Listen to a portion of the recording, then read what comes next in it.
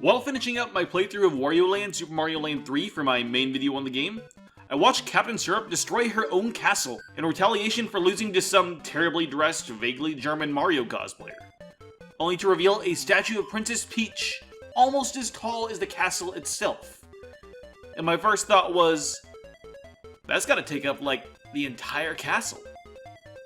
Then I watched Wario get his own castle right after, and I had a thought. First of all, this is highly speculative and not officially canon, though I would be interested in hearing your thoughts at the end of the video. Second, for those of you who haven't played Wario Land 1, I suggest watching my main video on the topic first. It isn't too long, but I'm going to go in assuming you know the basic plot of this game. In the ending, we see Wario take control of the genie and trade all of his treasure for a giant castle. But Captain Syrup not only had her own castle, but also dominion over the genie, so what if she made the exact same deal? The castle is huge, but the statue of Peach itself isn't that much smaller. In order for it to get inside, the pirates would have literally had to build the castle around the statue. The construction of the castle would have taken months, if not years. And the fact that the manual treats the theft of the statue as a recent event means they probably only would have had days to build this thing.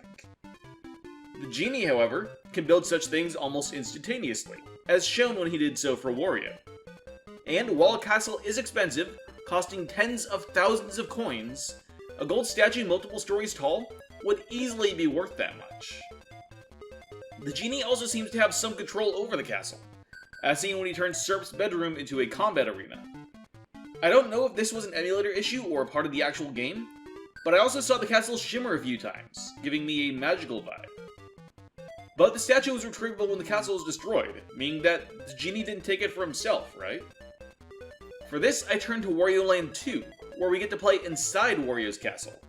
When we break open the walls, we find that, for some reason, they're full of treasure. This is especially confusing because in Wario Land 1, Wario gives every ounce of his booty away to pay for this castle. And even if he'd gotten more in the time since, why would Wario put it in the walls of his castle? Wario isn't one to hide away his treasures. The man would do a full-on Scrooge McDuck swim through his gold given the chance.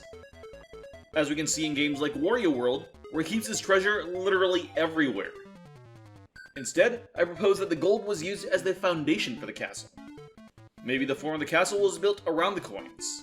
Or they were in there as some form of support or for some other magical purpose. I'm not really sure. But that would also explain why the Peach statue seemed to take up the core of Syrup Castle. It was the building's main backbone. So arguably, this could be consistent, with multiple levels of abstraction and headcanon applied. This theory fills out what feels like a compelling narrative, but at the same time, it's only built on more theories. Honestly, I feel like this lands more in the realm of headcanon, but I want to hear what you all think of it in the comments.